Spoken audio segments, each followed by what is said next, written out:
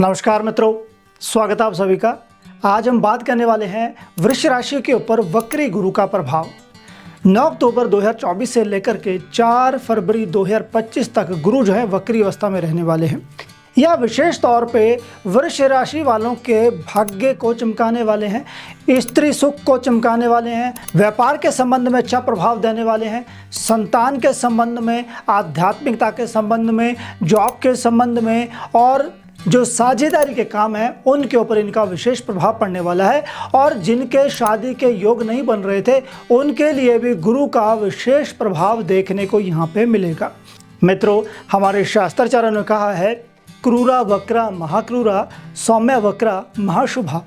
अगर जो क्रूर ग्रह है वह वक्री होते हैं वह काफ़ी ज़्यादा गलत प्रभाव देते हैं, मगर जब भी अच्छे ग्रह वक्री होते हैं वह बहुत बढ़िया और उत्तम फल देते हैं। तो यहाँ पे गुरु जो है वृष राशि वालों के लगन भाव में ही रहने वाले हैं।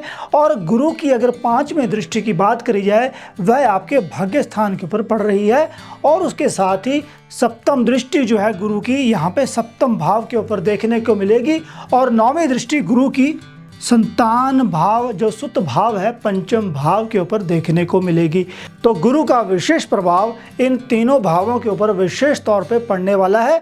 और इन्हीं भावों से आपकी समृद्धि के द्वार जो हैं वह खुलने वाले हैं। अगर हम 5वीं दृष्टि की बात करें, गुरु की जो वक्री दृष्टि होगी 5वीं दृष्टि आपके भाग्य स्थान के ऊपर पड़ेगी और इससे आपका भाग्य जो है जागृत होगा। आपको जहाँ पे भाग्य की सहायता थी वहाँ पे आपको भाग्य जो है सहायता देने लग जाएगा और आपका धर्म के संबंधी दृष्टिकोण चेंज होगा। यात्राओं के योग बनेंगे आपके और यही भाव आपके विदेश यात्राओं के योगों को बना रहा है, आपको लाभ दे रहा है। और अगर आप किसी भी प्रकार की यात्रा के ऊपर जाते हैं वहाँ पे भी आपको इससे लाभ जो है अवश्य देखने को मिलेगा। अगर आप आध्यात्मिक तौर पे किसी यात्रा पे जाते हैं वहाँ से आपकी भाग्य वृद्धि संभव अवश्य ही होगी। व्यक्ति कर्म करता है मगर अगर भाग्य की सहायता मिल जाए तो व्यक्ति जो है बहुत बढ़िया उत्तम अवस्था में चला जाता है। और यहीं पे हम देखते हैं गुरु की 7वीं दृष्टि जो है वह आपके 7वें भाव के ऊपर पड़ रही है। 7वां भाव जो है साझेदारी को दर्शाता है, स्त्री सुख को दर्शाता है और उसी प्रकार यह आपके बिजनेस को भी दर्शाता है। तो यहाँ पर गुरु की जो दृष्टि है वह यह बता रही है कि भाई आपके शादी के योग जो है ज़रूर ही यहाँ पे बनते दिख रहे हैं। आपका जो पार्टनर है वह आपको अच्छा मिलेगा और उसी प्रकार बिजनेस के संबंध में भी यहाँ पे लाभ जो है वह हमें दिख रहा है। गुरु की दृष्टि बता रही है कि बिजनेस के संबंध में भी आपके योग काफ़ी अच्छे बन रहे हैं। जो आपके पुराने बिजनेस थे उनमें भी आपको लाभ होगा। नए बिजनेस में भी आप जो है नया खाता जो है आप खोल सकते हो, नए बिजनेस को आप बढ़ा सकते हो। कोई भी आपका साझेदारी का काम है वहाँ पे भी आपको लाभ के बहुत उत्तम योग यहाँ पे बनेंगे। और उसके साथ ही शादी के बंधन में आप बन सकते हो। 4 फरवरी तक का जो समय है आप लोगों के लिए बहुत उत्तम है।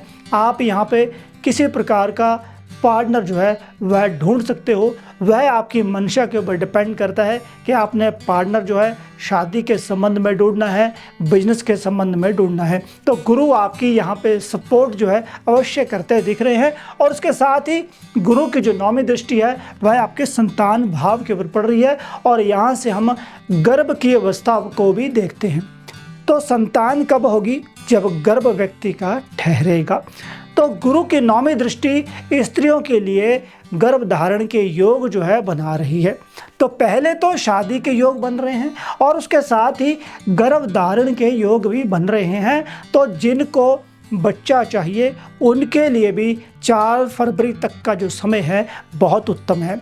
उसके साथ जो व्यक्ति जॉब में जाना चाहते हैं, किसी एग्ज़ाम को क्लियर करना चाहते हैं, विद्या प्राप्त करना चाहते हैं, उच्च विद्या प्राप्त करना चाहते हैं, उसके संबंध में भी हम 5वें भाव को देखेंगे। तो गुरु की 9वीं दृष्टि जो है यहाँ पे आपको पूर्ण तौर पे फलित देगी।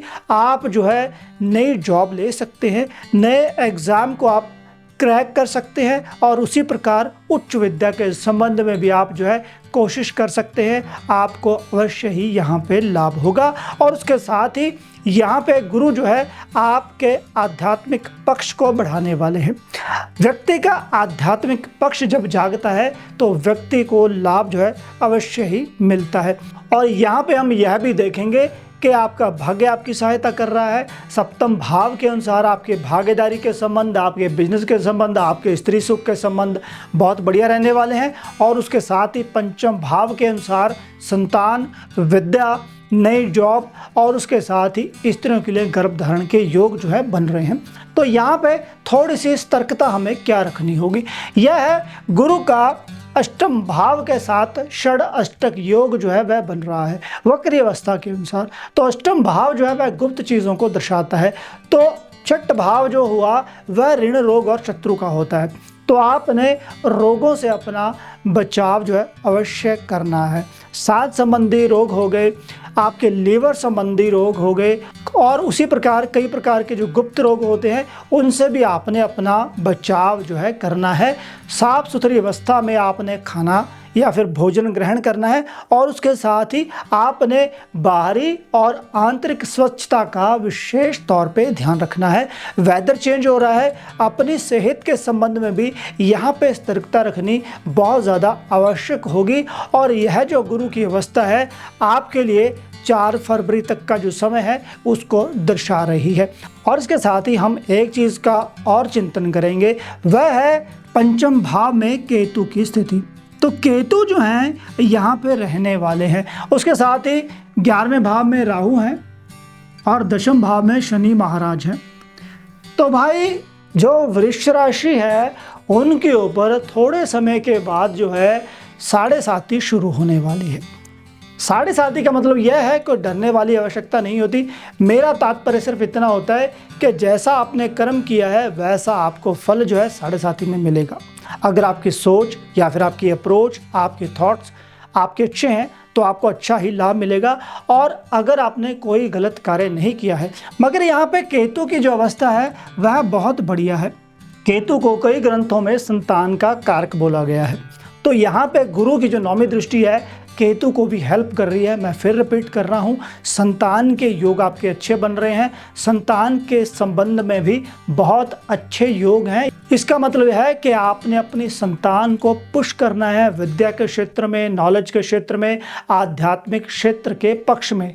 उनमें भी बहुत बढ़िया चेंजेस आएंगी, वहाँ से भी उनको भी लाभ होगा और आपको भी यहाँ से लाभ होता दिख रहा है। तो मित्रों, कुल मिलाकर के आपको गुरु की शरण में रहना चाहिए, अपने अपने पितरों का, बड़े बुजुर्गों का आशीर्वाद लेना चाहिए, श्री हरि विष्णु जी का, माँ लक्ष्मी का जाप करना चाहिए।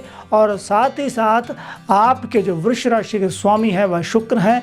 शुक्र जो है माँ लक्ष्मी के अधीन है, तो उनका भी ध्यान करते रहिएगा। आपके जो आने वाले महीने हैं वह बहुत बढ़िया जाएंगे। तो आशा करता हूँ यह वीडियो आपको अच्छी लगी होगी। तो कृपया हमारे चैनल को सब्सक्राइब, लाइक और शेयर करना मत भूलिएगा।